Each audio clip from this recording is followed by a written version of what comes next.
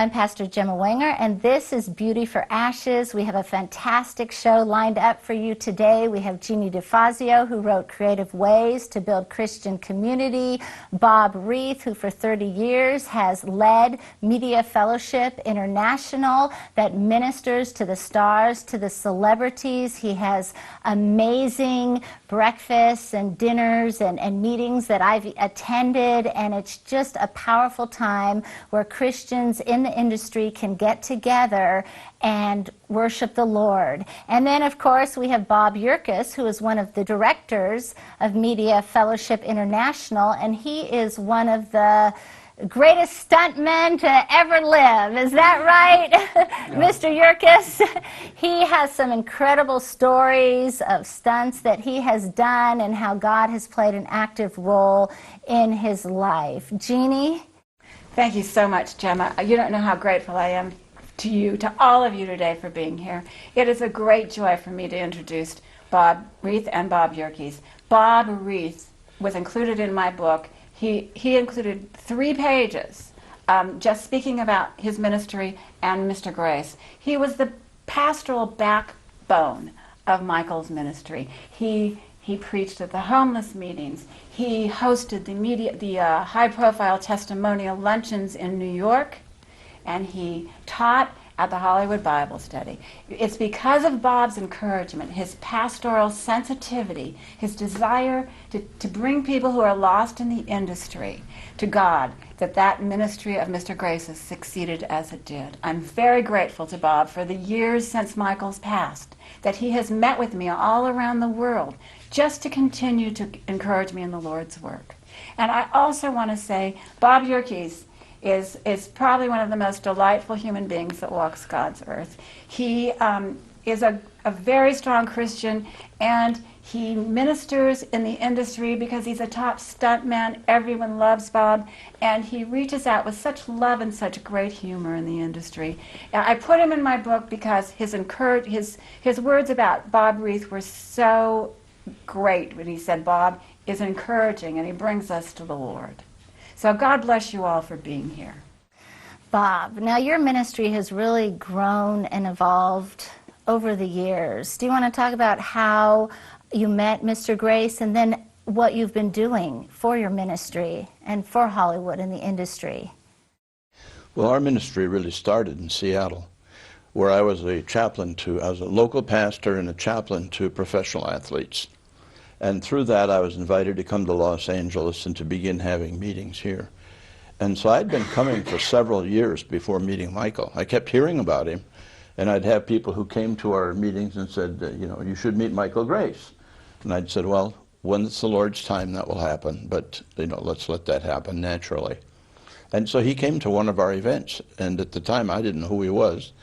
And so we got together and had lunch and began to talk, and probably it was in the early 1980s, and we became very good friends, and we traveled together to different locations, and Michael became involved in sponsoring some of our events, like primarily New York City.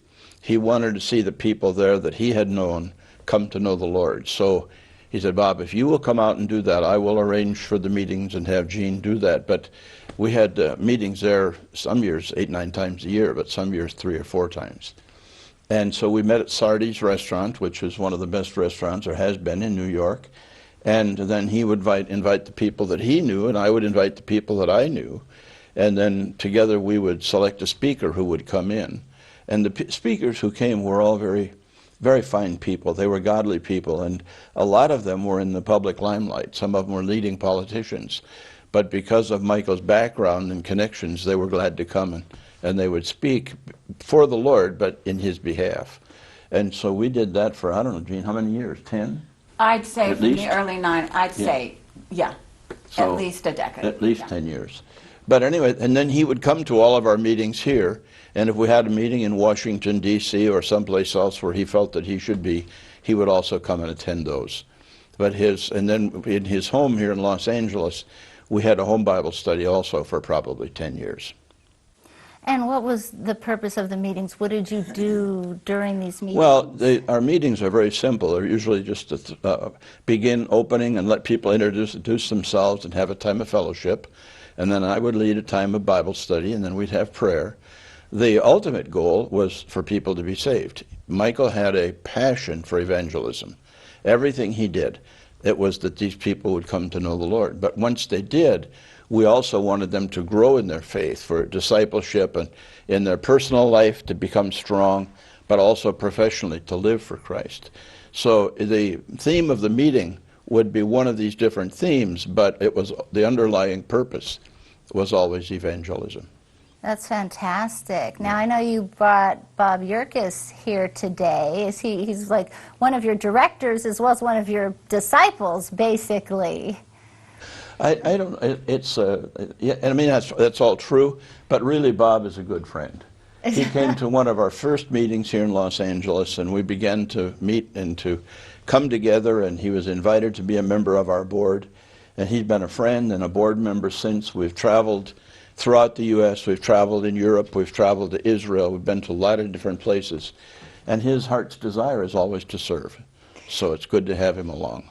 Now, you said that you started out as a chaplain, but have you known the Lord all your life? Were you born into a Christian family, or did you have an experience with the Lord? My family, my parents were believers.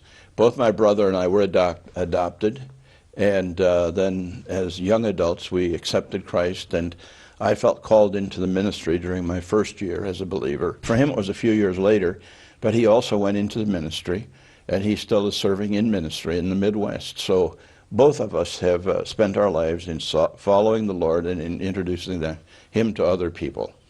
What has God been doing in your ministry today? And what is it that excites you about the future that God has for you? Well, to me, the most exciting thing about ministry ever is seeing someone accept the Lord, because that's what it's all about. Now, there are things that we do. We have Bible studies in a number of cities around the country. Over the years that we've been in existence, we've had studies in 26 different cities. And whether we have a study at any given time depends on local leaderships. I meet individually with people. I have met with senators and congressmen, and I've met with business leaders, but the focus of our ministry is entertainment people. And so I meet with writers, directors, producers, executives, in Bob's case, a stuntman, but it's really whoever the Lord brings to us and the opportunity of working. Over the years, we've seen over 3,000 people who have accepted the Lord. And so we have these people in countries all over the world. Today, we still continue to do that. Along with that, we've started a chaplains program. We'd like to begin having local leaders who are chaplains for people in the entertainment industry. And we have about 20 people now that we're working with and training, so that in the cities where they live, they'll be available to them and we can encourage and help them. This last few weeks, we've been asked if we would host a panel, and it's called FilmCom, for people of faith in filming. And so we had our first meeting in Nashville a couple of weeks ago, and we had 150 people come. And many of these are very experienced professional filmmakers, but who are believers and who want to see their product make a difference in our country. And we have been asked to sponsor that and to arrange that for next year. I really believe that will at least double by next year. And so we do that. We go to the National Prayer Breakfast in Washington, D.C. each year to join together with believers from all over the world and to spend time encouraging each other, and hopefully a time to encourage the people we bring. Because the people that we take there, we bring to that meeting for them to see examples of others and role models who are living successfully as leaders. That's one thing in entertainment that's been very, very hard.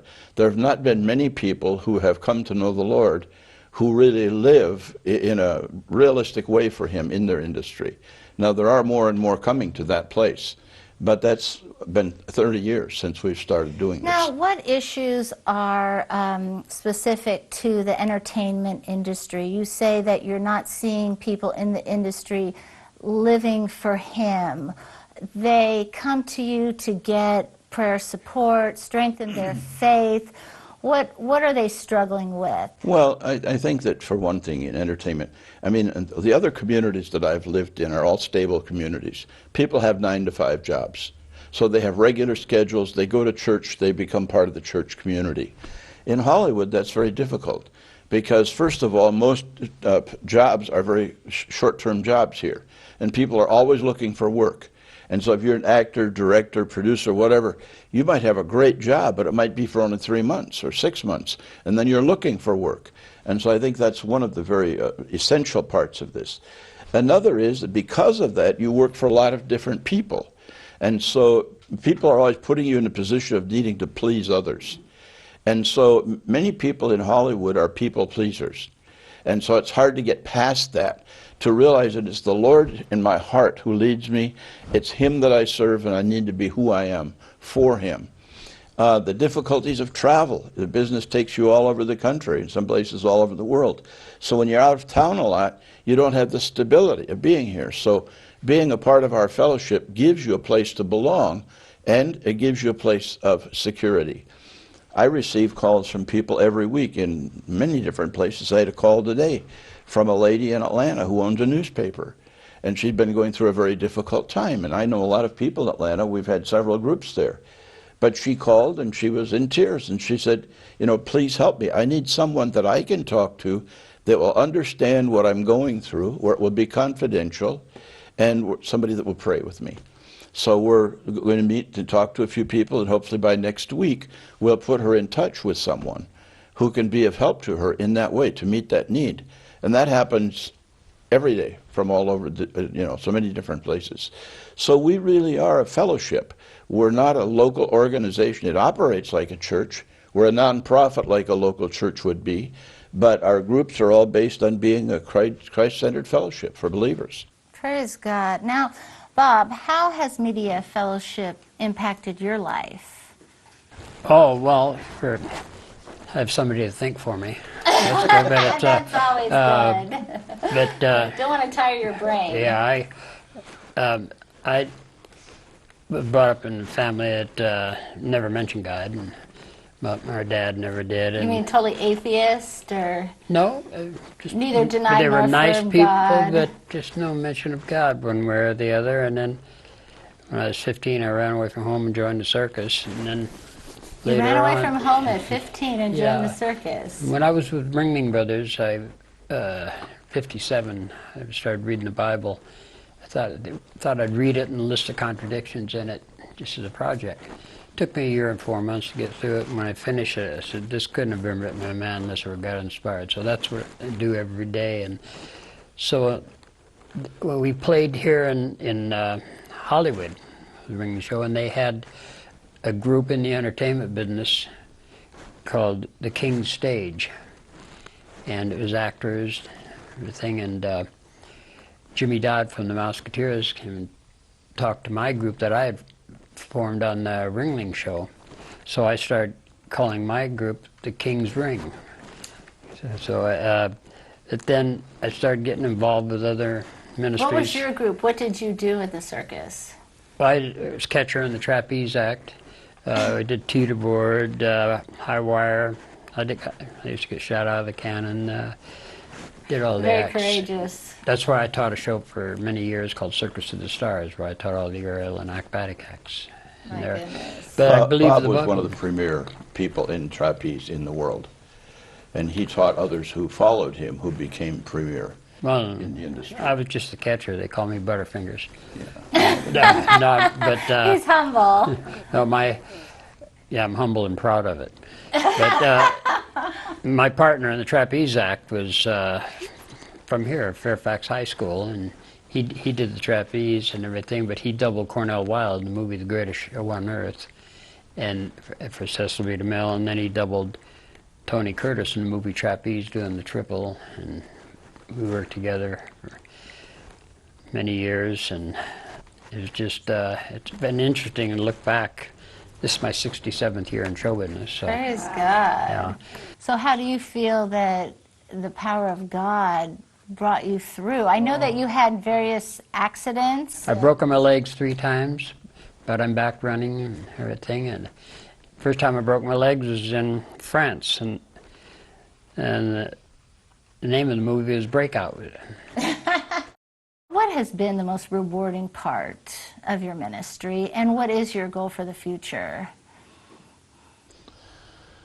I think that the most rewarding part is seeing individuals whose lives are changed. It might be when I meet with them individually or when they come to the group or whatever, but I'll tell you, when you've done this and seen the difference between the world as it exists and the world as God exists in it, when people come to know the Lord, they are new people. And sometimes those changes are very dramatic. And I've seen people who've, been healed. I've seen people who've gotten off drugs. I've seen marriages healed. I've seen just so many things that are really miraculous. And so there isn't anything else you can compare to that. There is no amount of fame or glory or money or anything that really is going to have an impact on people like that. And so to me, the most exciting thing is seeing someone accept Christ. Now, it's rewarding to watch people grow and to see them have not only a difference in their life, but to see the difference in other people's lives. And I think the thing that saddens me the most is of seeing people who say they've made a decision for the Lord and turn back to the world and just leave that all behind. Because there are so many people who get caught up in life for whatever reason. And if I see them 3 years later or whatever, it's like God has no place in their life. Now, he may still bring them back, but at that point in time, he doesn't. So you see a lot of compromise, a lot of backsliding, a lot of seeds that have been planted, but they don't bring forth a harvest. This is a tough town. This is a tough, and by Do you say feel town, I it's don't harder mean to be Hollywood. a Christian in Hollywood, in this town, because of the worldliness, because of the values are quite skewed in the wrong direction? I think that it's harder in this regard, that the emphasis is so on the competition and the glory and the beauty and the success, that success drives this town. In Hollywood, it's all about glamour. In New York, it's all about the aspect of money. In Washington, D.C., it's about power. But those are the three basic temptations we have. And so when you go from one to the other, and all three cities have some of it, but each city has one that is really the strongest. And so when we see people whose lives are changed, and where they overcome that, that's what makes the difference. I mean, this is a tough career because of the instability and the different things that happen here are not necessarily the same as others. I mean, by human nature, we all have the same temptations. But there are certain temptations that are more specific and stronger in one location than in another. So yes, entertainment is a tough profession. And I think people who come to know the Lord and have him living in them and through them, it changes their life. And if they don't, that changes their life. Because I've seen so many lives here who've been destroyed by the way they live in this town. And that saddens me.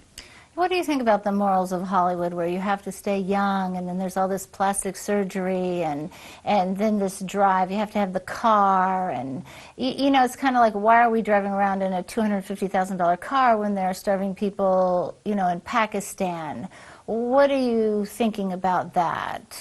Well, I think that our moral and social values are choices we make.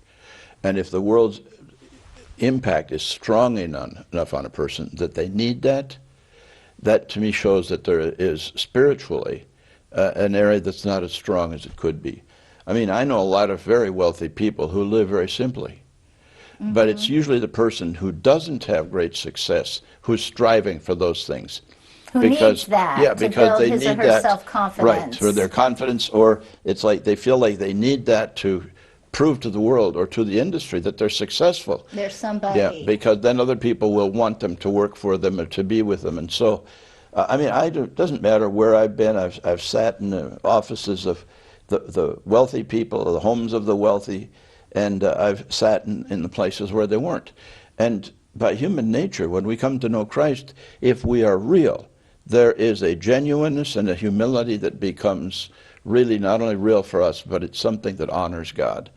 And so those things, I really don't pay attention to them. If somebody invites me out to lunch, it doesn't matter where we go, because it's not the lunch I'm concerned about, it's them.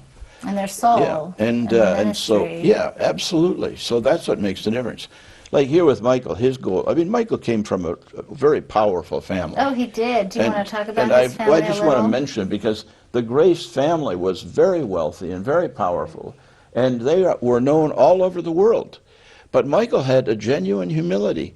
I only saw, this is a true story. I mean, I knew Michael, and I saw him in a lot of places, and a lot of times people would think that Michael slept on the street. Right, Because totally. he did not dress well. It's true. But the reason for that was because he had so many people who came to him who wanted something, that by him dressing and acting the way he did, it took away that whole emphasis. And so the only time I really saw him go the opposite direction was in New York City one day, and he asked me to meet him at the 21 Club for lunch. And he said, "Bob, you better wear a suit." I said, "Okay, I'll wear a suit." And so when I got there, and he was already sitting with the man that came in, when I came in, and when I sat down, he introduced me. And this man was the manager of the wealth of one of the wealthiest families in the world. And I sat at that table with them and listened to them. And Michael was sharp as a tack. He knew everything that man talked about, and whatever the conversation was, it's one of the most fascinating conversations I've ever had, because that was his element. But it was because that's where that man lived. Michael did not live that way to impress people. He lived at the level of the people he was talking to. I could tell 100 stories on Michael. Be all things to all people, yeah, right? they're all humorous. That's right. Being Yeah, he all was things very to all funny. people. Mr. Grace is very funny. But here it says Michael Grace could truly be called a character, and he was. Wow. Any of us who knew him, and if you grew to know him, you would grow to love him, because he had such a passionate heart for the Lord.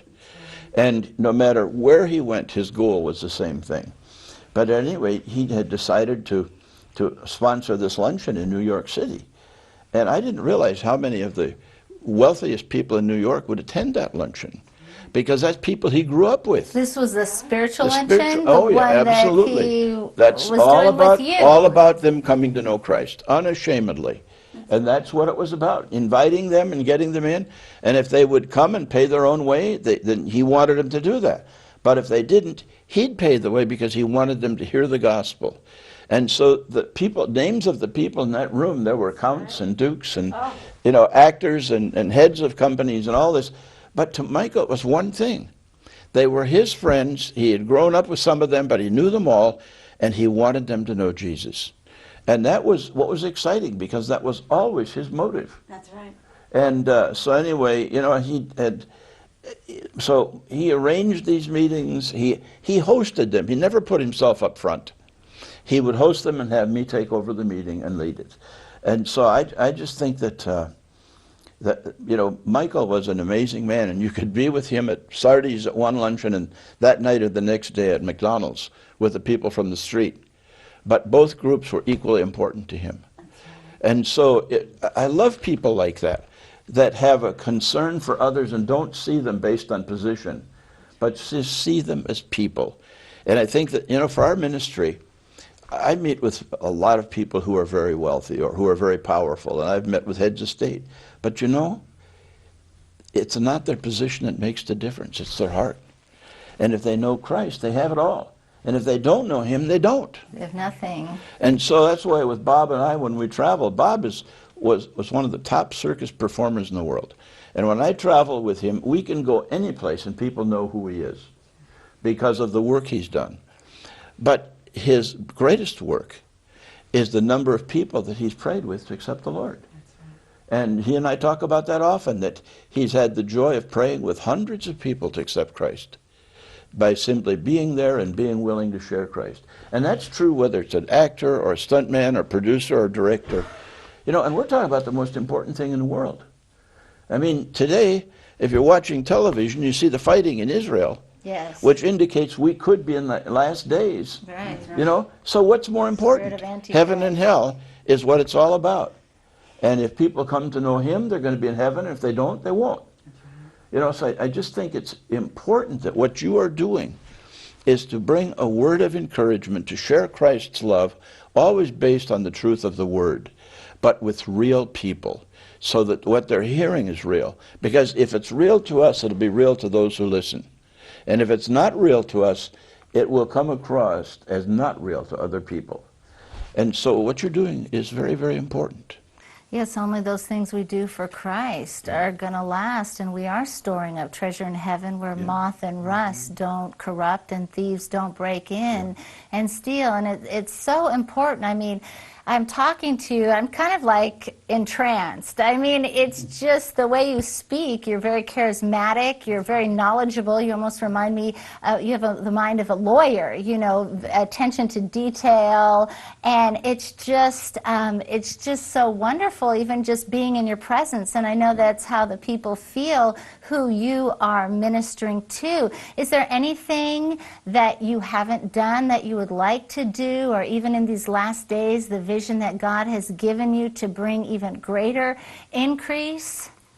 Well, our goal from the beginning, and this is the vision that the Lord gave us, and it's for me and then for my wife and then later for others, but it's to have fellowship groups in the main media cities of the world where people who are believers would come together, pray for one another, encourage one another, and help each other in what they're doing. And so as we see that taking place around our country and in other countries, that is that's really exciting to me to see, because their lives are changed, and through that, the opportunity is changing other people's lives. I was thrilled a couple of weeks ago in Nashville to see 150 people, all filmmakers, some of them just beginning, some very established, most of them believers. But to see this market opening up to produce and present films that are based on godly principles. We've never had that before. I've been coming here for 30 years. And when I came to Hollywood in the beginning, in fact, I had a number of people in the beginning who would say, well, I shouldn't really speak publicly about being a Christian because I wouldn't get any work. And it was true. There was no work in a rate for most people who were believers. But God has changed and is changing that. So yeah, my goal is just to see And those movies are making money. Yeah, that's right. There is a market for that. They are today, and that's one thing that's changed. Because previously, if you made a Christian film, it was distributed to churches. And they might make money, but they were low budget and they were just for the church Acting audience. wasn't so good. Well, it was because they didn't have the money to do the right things. Right. You didn't have the right equipment. You couldn't afford the right people. You did what you had. You know, you did what you could. And so today that is changing. And I mean, the film that came out this year, God Is Not Dead, it's a phenomenal film on a low budget, produced by very good people. A number of them are people that I've worked with for years, and it's exciting to see them succeed. That's right. You know, so yeah, God is good, and it's a wonderful time to live. You know, in Scripture it tells us that when we look around and see all the problems in the world, and we see what's happening, He tells us that, you know, you could get discouraged, but these are the latter days. Look up and rejoice, because the end is near. Yes. The tougher it gets, the more excited and challenged we should be, because the closer we are to seeing Him. And that's where we are today. We are at that stage of history. Praise God. Bob, how can people get in touch with you? How can they come to your meetings? Well, I would suggest that they simply write to our internet address in Seattle, which is mfi@usa.net. mfi@usa.net, because that goes directly to me at the office, and we will get back in touch with them through email or by phone. We'll tell them where the meetings are in their area, or if they have a need to meet with an individual, put them in touch with an individual, and we'll do everything that we can to encourage and meet their need.